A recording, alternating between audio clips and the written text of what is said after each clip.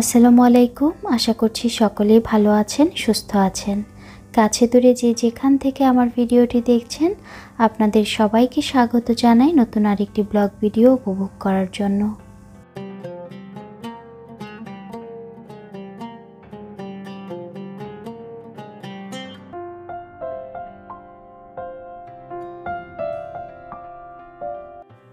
আলহামদুলিল্লাহ, আজকের সকালের আকাশটা ভীষণ রকম সুন্দর আর চারপাশে সবুজে ভরপুর।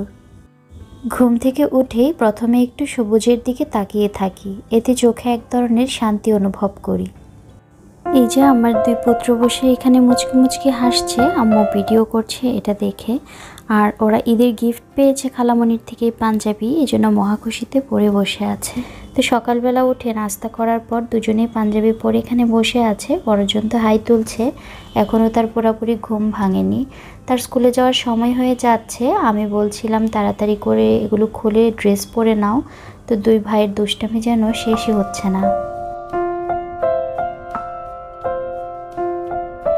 আয়ানকে রেডি করে স্কুলে পাঠিয়ে দিয়েছি। ওকে স্কুলে পাঠানোর পর আমার প্রথম কাজই থাকে আদিয়ানের সঙ্গে সুন্দর সময় কাটানো, তারপর রান্নাবান্নার চিন্তা।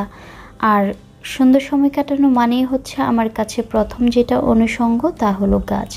এখানে গাছগুলোর মরা পাতাগুলো হাত দিয়ে একটু বেছে বেছে ফেলে দিলাম, আর যে গাছগুলো তো পানে লাগবে সেগুলো দিয়ে দিয়েছি।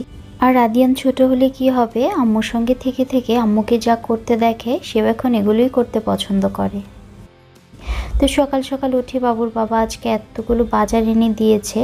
বাজারে গিয়ে আজকে দেশি মুরগি, দেশি মাগুর মাছ, তেলাপিয়া মাছ আর ফার্মের মুরগিও এনেছে, যেহেতু আয়ান খেতে পছন্দ করে। আর ফার্মের মুরগির বুকের মাংসগুলো আলাদা পিস পিস করে রেখেছি আমি। এগুলো দেখা যায় অনেক রেসিপিতে কাজে লাগে। আয়ানের স্কুলে যাচ্ছি আজ। আদিয়ান ভাইয়ের স্কুল দেখতে চাইছিল। আসলে ভাই প্রতিদিন ড্রেস পরে কোথায় চলে যায় এই সম্পর্কে ওর কোনো ধারণা নেই। ভাই যেহেতু ফিরে আসে আর তাকে অনেক মজার মজার গল্প শোনায়, তো ওর ছোট্ট একটা কল্পনার জগৎ তৈরি হয়েছে স্কুল নিয়ে। তাই ওর বাবা বলছিল তুমিও তো যাওনি, চলো আজ সবাইকে আয়ানকে নিয়ে আসি। তো সে উদ্দেশ্যে বাসা থেকে বের হয়েছি আর যাত্রাপথে আমাদের শোরুমে আসলাম কিছুক্ষণের জন্য। এখানে আসলেও কিন্তু আদিয়ান খুব খুশি হয়।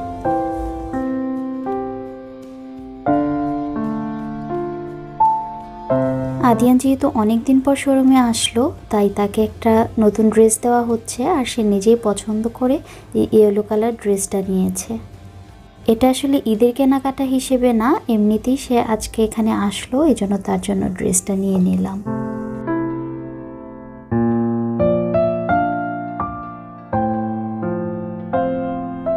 স্কুলে চলে এসেছি আর ভাইকে দেখা যাচ্ছে না বলে আদিয়ান কিন্তু খুব আপসেট হয়ে আছে। আর আমি ভাবছিলাম দিনগুলো কত জলদি ফুরিয়ে যাচ্ছে। এখন কেবলই মনে হয় হাতের সময় খুব কম। স্কুলে এসে নিজের স্কুল জীবনের চিত্র যেন বারবারই চোখে ভেসে উঠছিল। কত উচ্ছ্বাসের ছিল সেই দিনগুলো। আজও কানে বাজে নিতাইদার বাজানো স্কুলের সেই ছুটির ঘন্টা।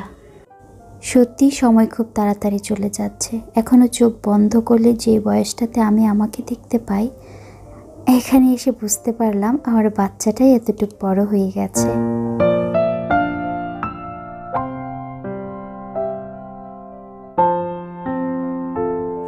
আয়ান ছুটির পর দৌড়ে এসে প্রতিদিন বাবার হাত ধরে, আজও তাই করলো। আম্মু ভাই তাকে নিতে এসেছে, এতে সে ভীষণ খুশি। আমরা আয়ানের স্কুলের পিছন গেট দিয়ে ঢুকেছিলাম আর এই দিক দিয়ে বের হয়ে এসেছি। বাবুর বাবা বলছিল সামনের গেট দিয়ে নাকি অনেক ভিড় হয়, ভিড় এড়াতে সে প্রতিদিন নাকি আয়ানকে পিছনের গেট দিয়ে আনা নেওয়া করে। যাদের বাসা এদিক দিয়ে কাছে হয় তারা সবাই এদিক দিয়ে বের হয়। আমি বাসায় থাকলে রান্না করে রাখি, স্কুল থেকে ফিরে আয়ান গরম ভাত খায়। আজ সব রেডি করে গেছিলাম, এখন রান্নাটা সেরে নিব। যদিও আজকে খেতে দেরি হয়ে যাবে, এতক্ষণে তো আমি রান্নাবান্না সব করে একদম রেডি করে রাখি। আদিয়ানকেও একবার খাবার খাইয়ে ফেলি। আজ কিন্তু বাইরে যাওয়ার কারণে আদিয়ানের খাবারও একবেলা মিস হয়ে গেল। রান্না করার জন্য মোটামুটি বেশিরভাগ মশলাই কিন্তু আমি ফ্রিজে সংরক্ষণ করে রাখি। রসুন, আদা এগুলোও কিন্তু সংরক্ষণ করাই আছে। পেঁয়াজটা কুচি করে নিয়েছি আর সেই সঙ্গে বাকি যেসব মশলা লাগবে সেগুলো দিয়ে দিচ্ছি। আর আলুটাও কেটে পেঁয়াজ কুচি করে আমি যাবার আগেই কিন্তু সব রেডি করে রেখে গেছিলাম। চিকেনটাও আমি যাবার আগে ধুয়ে একদম ক্লিন করে রান্না উপযোগী করে রেখে গেছিলাম। এখন এসে শুধু রান্নাটা চড়িয়ে দিচ্ছি।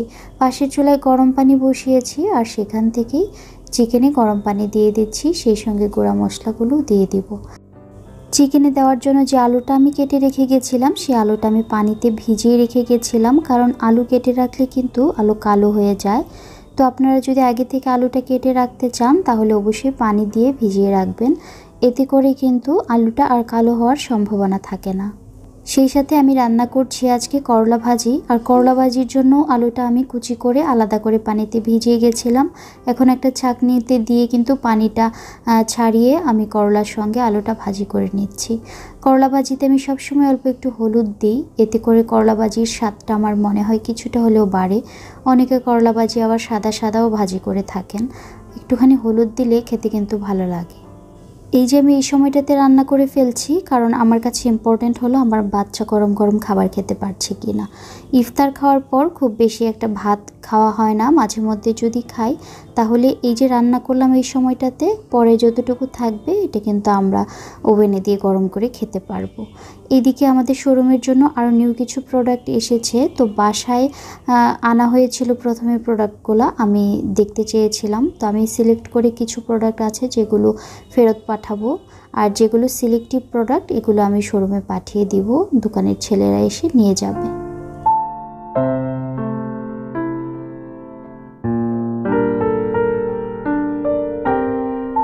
তো ছেলেরা কাপড়গুলো নেওয়ার জন্য চলে আসবে এখনই, তাই আমি একটু খুলে খুলে কয়েকটা ড্রেস দেখছিলাম।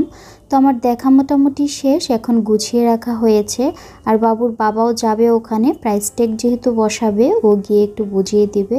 তারপর বাবুর বাবার ইফতার পার্টির দাওয়াত আছে, আজকে সে ওখানে অ্যাটেন্ড করবে। সো আমাকে কিন্তু আজকে একাই ইফতার করতে হচ্ছে, এজন্য খানিকটা সময় আমি রেস্ট নিয়েছি। তো আদিয়ান যেহেতু এখন ঘুমাচ্ছে তাই চিন্তা করলাম যে আমি ইফতারে যা খাবো মোটামুটি আমার ফ্রোজেন করা কিছু খাবার আছে, ওগুলা থেকে আমি নিয়ে নিয়েছি। একা যেহেতু খাবো তাই আমি এক্সট্রা কোনো বার্ডেন আজকে নিয়ে নিই, খুবই অল্প পরিমাণ ইফতার আইটেম নিয়ে নিয়েছি আর এগুলোকে ভেজে তারপর ইফতারের সময় খেয়ে নিব। এগুলো ভাজার আগে আয়নকে জিজ্ঞেস করছিলাম, তুমি আমার সঙ্গে ইফতার খাবে না? প্রতিদিনই তো খাও। তো বলছিল আম্মু আমি শুধু শরবতটা খেতে চাই। ও আজকে আসলে লেট করে দুপুরের খাবারটা খেয়েছে, বাইরে থেকে এসে আমার রান্না করতে করতে কিন্তু 3:30 বেজে গেছিলো। তো অনেকটাই লেট হয়ে গেছে ওর খাবার খেতে। এখানে আমি 2 গ্লাস শরবত বানিয়ে নিয়েছি। এখানে আমি চিয়া সিডস দিয়েছি 1 টেবিল চামচ লেবুর রস, আর একটা লেবু আমি স্লাইস করে দিয়েছি, আর মিষ্টি করার জন্য কিছুটা হানি দিয়ে দিয়েছি একটা গ্লাসে। আরেকটা গ্লাসে আমি আয়নের জন্য ট্যাং দিয়ে শরবত বানিয়ে নিচ্ছি।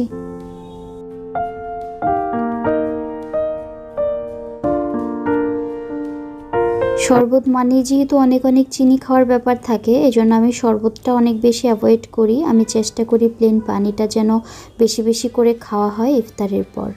আর ইফতার শুরুর আগে আমি খুব বেশি পানি খাই না, গ্লাস ভর্তি পানি খেয়ে ফেললে আমি আর ইফতারে কোনো কিছুই খেতে পারি না। এই জন্য ইফতার করার সময় আমি একটা খেজুর খেয়ে অল্প পরিমাণ শরবত খাই, তারপর আমি খাবারটা খেয়ে তারপর আরেকটু শরবত খাই, তারপরে রাত 10টা পর্যন্ত বা যতক্ষণ সজাগ থাকি দেখা যায় পানি খাওয়া হয়, বিভিন্ন ফ্রুটস থাকলে ওগুলো অল্প অল্প করে খাওয়া হয়। তো আমার ইফতার গোছানো মোটামুটি শেষ। আমার একার জন্য যতটুকু খাবার রেডি করার দরকার ছিল আমি কিন্তু গুছিয়ে নিয়েছি।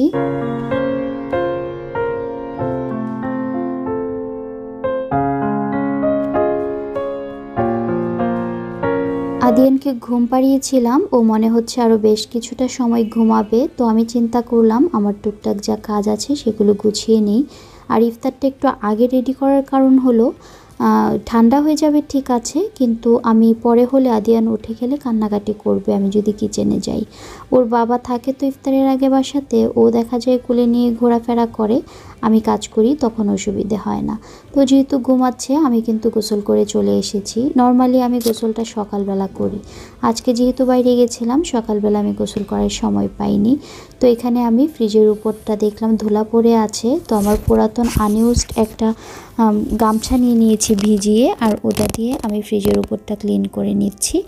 আর আয়নকে স্কুল থেকে নিয়ে আসার সময় রাস্তায় রিক্সা দাঁড় করিয়ে বাবুর বাবা কিছু ফল কিনেছিল, ওইখান থেকে আমি মালটা আর একটা পেয়ারা কেটে নিয়েছি, আর বাকিগুলো আমি প্যাকেট থেকে এখন নামিয়ে নিচ্ছি। আসলে এতক্ষণ কিন্তু আমি সময়ই পাইনি যে প্যাকেট থেকে ফলগুলো নামাবো। আর এখানে কলাও এনেছি, কারণ সেহরিতে দেখা যায় কি আমি যদি একটু দুধ কলা দিয়ে খেয়ে ফেলতে পারি, খেতেই তো ইচ্ছা করে না সেহরির সময়, তাহলে অনেকটা শান্তি লাগে আর কি। তো আমি মালটা কেটেছি, পেয়ারা কেটেছি, আয়নকে বলছিলাম খাও, তো সে বলল না আম্মু আমি অরেঞ্জ খাবো। তো এখানে অরেঞ্জটা ওকে ছিলিয়ে দিচ্ছি, আর ছিলিয়ে দেওয়ার কারণ হলো ও খাবে বলেছে, হাতে নিয়ে ধরিয়ে দিলেও দেখা যাবে বিছানায় নয়তো টেবিলে কোথাও একটা ফেলে রেখে দিয়েছে। খোসাটা খুলে দিলাম মানে ও খাবে, এটা আমি নিশ্চিত হলাম। তো দিয়ে দিয়েছি, আর ইফতার টেবিলে আমি এখন বসে আছি, আর কিছুক্ষণ সময় আছে আজান দিয়ে দিবে। এখানে আমি একটা বাটিতে অল্প একটু মুড়িও নিয়ে নিয়েছি, আর আদিয়ান কিন্তু অলরেডি উঠে গেছে, তো সে এখন আমার কোলে বসে আছে, আর এখানে বসে বলছিল সে এটা খেতে চায় ওইটা খেতে চায়। তো খাবে তো না, একটু একটু হাতে নিবে আর কি, মুড়ি নিতে চাচ্ছিল, শরবত নিতে চাচ্ছিল, তো আমি সব কিছু ওকে দিই, খায় না, একটু একটু হাতে নেয়, একটু একটু মুখে নেয়, তারপর আবার বলে যে হলো খেয়ে ফেলেছি, পেট ভরে গেছে। তো এরকমটা করে আজকে আমার ইফতারের সময়টা কেটেছে। আমি আদিয়ান আয়ান সবাই মিলে অল্প অল্প খেয়ে নিয়েছি। তো ইফতারের পর আমরা একটু বাইরে গেছিলাম, আর বাইরে গিয়ে ক্যামেরা অন করব এখন সেই সাহসটা আসলে পাচ্ছি না। বাইরে গেলে অনেকের হাত থেকে ফোন টান দিয়ে নিয়ে চলে যাচ্ছে, শপিং ব্যাগ টান দিয়ে নিয়ে দৌড় দিচ্ছে, শহরে এরকম অবস্থা নাকি তৈরি হয়েছে। তো আমি বাইরে থেকে কোনো শপিং করিনি, কাপড় কেনাকাটা, যদিও এখন সবাই ঈদের শপিং করছে, আমি কিন্তু ঘর সাজানোর জন্য দুইটা খুব প্রিয় আর খুব পছন্দের জিনিস কিনে নিয়ে এসেছি। আর নিজের জন্য কাপড় কেনাকাটা, বাচ্চাদের জন্য কাপড় কেনাকাটার শপিং হয়তো করব, সেটা আরও 1-2 দিন পর। তো আমার মাটির এই জিনিসগুলো কেনার অনেক দিন ধরে আমি ভাবছিলাম কিনবো, তো সেরকম করে সুযোগ সময় হচ্ছিল না, আজকে কিনেই নিয়ে আসলাম। আপনাদের কেমন লেগেছে আমার এই মাটির পটারি দুটি? আমি এটার ভিতরে একটা ছোট্ট মাটির হাঁড়ি দিয়ে দিয়েছি বসিয়ে, এখানে আমি মানি প্ল্যান্টসটা রাখবো। এভাবে রাখলে নিচের দিকে একটু পড়ে থাকবে, পাতাগুলো ঝুলে থাকবে, দেখতে ভালো লাগবে। আর ছোট পাত্রটাতে আমি আরেকটি মানি প্ল্যান্টস দিয়ে দিয়েছি, আর এখানে প্রাইস ট্যাগ ছিল, তো প্রাইস ট্যাগটা আমি উঠিয়ে নিলাম।